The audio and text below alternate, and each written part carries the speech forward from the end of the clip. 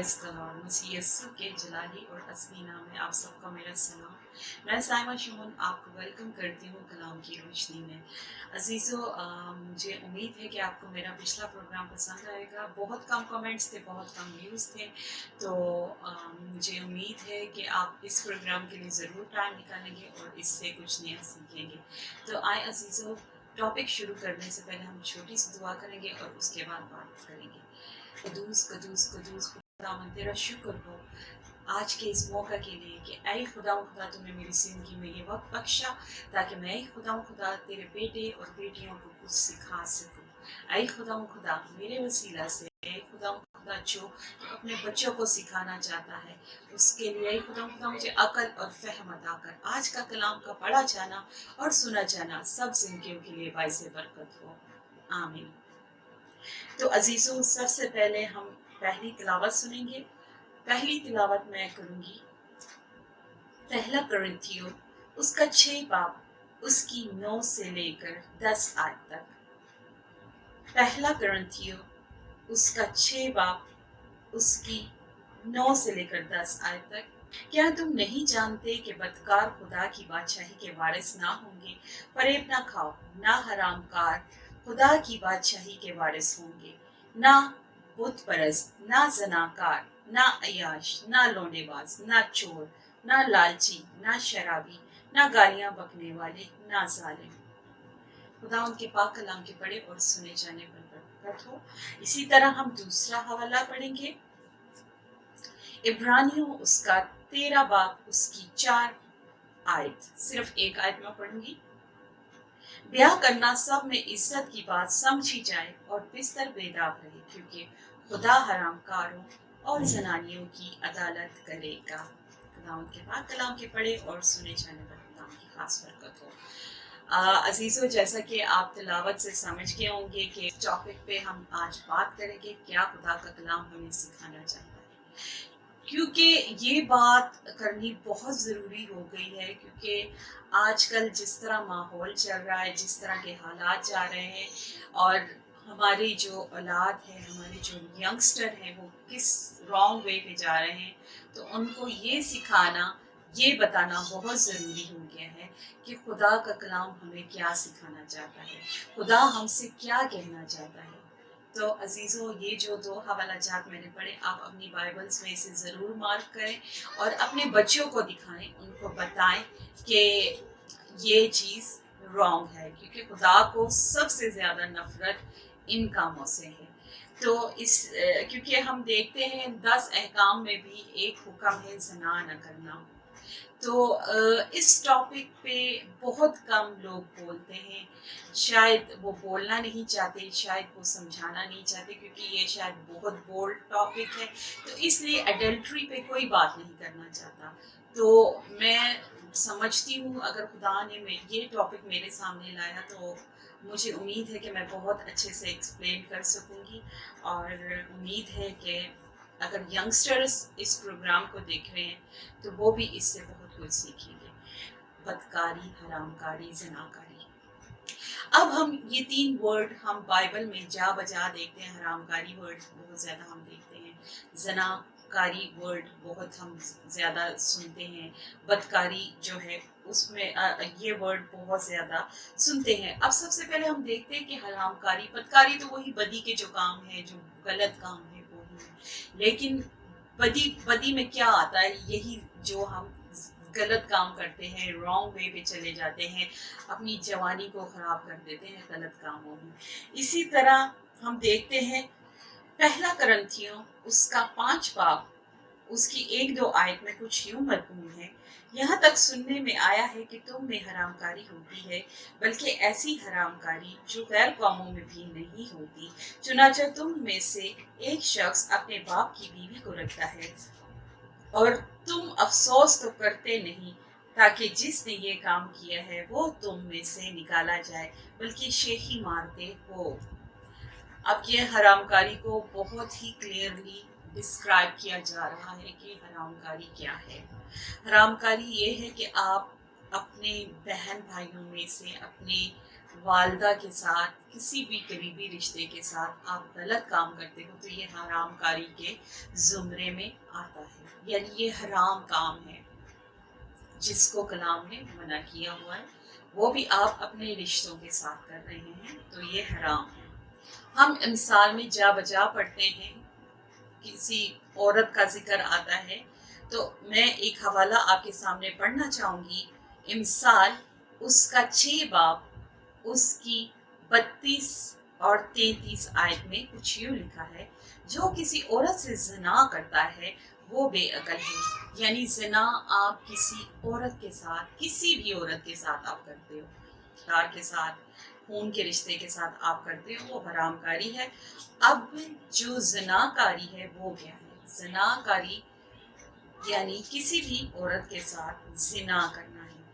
वो जो किसी औरत से ज़िना करता है वो बेअक्ल है, वही ऐसा करता है जो अपनी जान को हलाक करना चाहता है। वो ज़ख्म और ज़िल्लत उठाएगा और उसकी रुसवाई कभी ना मिटेगी। कलाम साफ साफ बता रहा है कि जो ये गलत काम करेगा उसके क्या होगा, उसका ज़ख्म और वो ज़ख्म और ज़िल्लत उठाएगा और उसकी रुसवाई कभी ना मिटेगी। तो जो इंसान जो गलत काम करते हैं, आप देखते हैं बाज जवान ऐसे होते हैं जो जवानी में गलत रास्तों पर चल पड़ते हैं और बाद में शादी के बाद बहुत सारे मसले मसाइल में पड़ जाते हैं और फिर उनकी औलाद नहीं होती। तो क्या होता है, यही रीजंस होते हैं कि उन्होंने अपने आप को उस गंदगी में, उस दलदल में इस हद तक गिरा लिया होता है कि बाद में उनके लिए प्रॉब्लम होती है और ये जिल्लत और यही वो रुसवाई है। इसी तरह ग्रंथियों में ही जो नसीहत की गई है खुदावंद के कलाम में, उसका 6 बाब, पहला ग्रंथियों 6 बाब उसकी 15 आयत से लेकर 18 आयत तक खुदावंद के कलाम में कुछ यूँ लिखा है, क्या तुम नहीं जानते कि तुम्हारा बदन मसीह के आज़ा है? बस क्या मैं मसीह के आज़ा लेकर कस्बी के आज़ा बनाऊं? हरगिज़ नहीं। क्या तुम नहीं जानते जो कोई कस्बी से सोबत करता है वो उसके साथ एक तन होता है, क्योंकि वो फरमाता है कि वो दोनों एक तन होंगे। और जो खुदावंद की सोबत में रहता है वो उसके साथ एक रूप होता है। हरामकारी से भागो। जितने गुनाह आदमी करता है वो बदन से बाहर है, मगर हरामकार अपने बदन का भी गुनाहगार है। क्रिस्टल क्लियर यहाँ पे बात कही गई है, बहुत सफाई के साथ बोला गया है कि अगर एक इंसान किसी औरत, किसी कस्बी के पास जाता है तो वो क्या होता है, एक तन होता है। और अगर वो उसके साथ जब एक तन हो जाता है तो आप कैसे मसीह के बदन में शामिल हो सकते हैं? सोचने की बात है। बेशक आपके गुनाह किरमजी क्यों ना हो, जब आप एक दफ़ा तौबा कर लो तो खुदावंद आपको ज़रूर माफ़ करेगा, क्योंकि उसके पास अथॉरिटी है माफ़ करने की। हम देखते हैं खुदावंद यीशु के पास एक औरत एन फेल के वक्त पकड़ी हुई लाई जाती है और उसे कहते हैं कि मूसा ने तो शरीयत के मुताबिक कहा था कि जो एन फेल के वक्त पकड़ी जाए उसको संसार किया जाए, तू क्या कहता है? तो खुदावंद यीशु ने कहा, जिस किसी ने अपनी जिंदगी में गुनाह नहीं किया पहला पत्थर वही मारे। तो क्या हुआ, सब वो लोग वहां से चले गए, क्योंकि वो सब जानते थे कि वो सब गुनाहगार हैं। उन्होंने भी गुनाह किया है, इसलिए वो सब लोग वहां से चले गए। और यीशु ने कहा, मैं भी तुझ पर हुक्म नहीं लगाता, फिर कभी गुनाह न करना।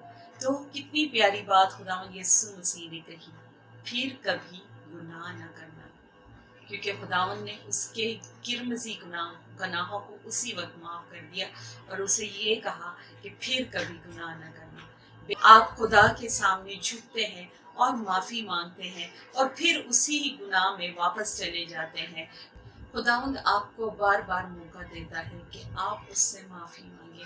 अगर आपसे कोई गलती हुई है या आपसे कोई खता हुई है तो आप उससे माफ़ी मांगे, उसके हुजूर झुकें और उससे दुआ करें कि वो आपके किरमजी गुनाहों को भी माफ़ कर दे। उस औरत के गुनाह यीशु माफ़ कर सकता है जो ऐन फेल के वक्त पकड़ी गई, तो क्या आपके गुनाहों को वो माफ़ नहीं करेगा? क्यों नहीं करेगा? क्योंकि जब हम बुराई को छोड़कर अच्छाई की तरफ जाते हैं तो हमारी लाइफ में बहुत सारी प्रॉब्लम्स आती हैं, मुश्किलात आती हैं, लेकिन वो हर मुश्किल को हल करने वाला खुदा है। आपको मैं यही रिक्वेस्ट करूँगी, आप अपने बच्चों को सिखाएं, उनको बताएं कि बेटा ये बात गलत है, आप खुदा को नाराज कर रहे हैं, अगर आप ये बदकारी करेंगे, आप ये बदी करेंगे। मैं उन बड़ों को भी कहना चाहती हूँ जो अपने बच्चों के साथ इस तरह की ज्यादती करते हैं। मैं उन माओं को कहूँगी कि जो अपनी औलाद को ये गलत काम करने के लिए छोड़ देती हैं, प्लीज़ आप ऐसा ना करें। आप उनको समझाएं, उनकी काउंसलिंग करें, उनको खुदा का कलाम सिखाएं, उनको बताएं कि ए मेरे बेटे, ए मेरी बेटी, ये गलत काम है, आप इस काम की तरफ मत जाओ। आपका आप अपने बच्चों के साथ फ्रेंडली रहें, आप उनको सिखाएं कि ये गलत है, ये रॉन्ग वे है। क्योंकि जब बच्चे टीन एज में पहुंच जाते हैं तो उनके आगे बहुत सारे चैलेंजेस आते हैं। हम जैसा कि दूसरे एक माशरे में रहते हैं और एक दूसरे माशरे का हिस्सा हैं, तो हमें बहुत ज़्यादा एहतियात से रहना पड़ता है। बहुत सारी लड़कियां हैं, दौलत को देखकर, चकाचौंध को देखकर और चली जाती हैं दूसरी तरफ और दूसरा रास्ता इख्तियार कर लेती हैं, तो ये बहुत रॉन्ग है। आप उनको समझाएं कि खुदा कहता है कि मैं तुम लोगों को निजात दूंगा, मैं तुम लोगों को अच्छाई दूंगा, मैं तुम लोगों को सच्चाई का रास्ता दिखाऊंगा। तो अजीज़ों, आप अपने बच्चों को अच्छाई का रास्ता दिखाएं, इस गलत रास्ते पर ना उनको आने दें। मैं खुदा के कलाम में से एक और हवाला आपके सामने पढ़ूंगी। इमसाल उसका 3 बाब। ए मेरे बेटे, खुदावन की तंबिया को हकीर ना जान और उसकी मलामत से बेजार ना हो, क्योंकि खुदावन उसी को मलामत करता है जिससे उसे मोहब्बत है। खुदा आपसे प्यार करता है। अगर खुदा आपको मलामत करता है या डांटता है तो वो आपसे नफरत नहीं करता, वो आपसे प्यार करता है। हम भी अपने बच्चों को डांटते हैं, हम भी अपने बच्चों को गुस्सा करते हैं, यहाँ तक कि छड़ी से भी मारते हैं। तो क्या खुदा जो हमारा बाप है उसे हक नहीं कि वो हमें तंबीह करे और हम उसकी तंबीह को हकीर ना जाने? अगर खुदा हमें मलामत करता है उससे बेजार ना हो, क्योंकि खुदा की बातें जो हैं, खुदा के कलाम की बातें, अक्सर लोग उनसे बेजार हो जाते हैं कि ये क्या है। लेकिन खुदा हमसे प्यार करता है, वो चाहता है कि किसी की जिंदगी हलाकत की तरफ न जाए, वो अब्दी जिंदगी पाए, हकीकी जिंदगी पाए। खुदा का कलाम हमें इन चीज़ों की तरफ जाने से मना करता है।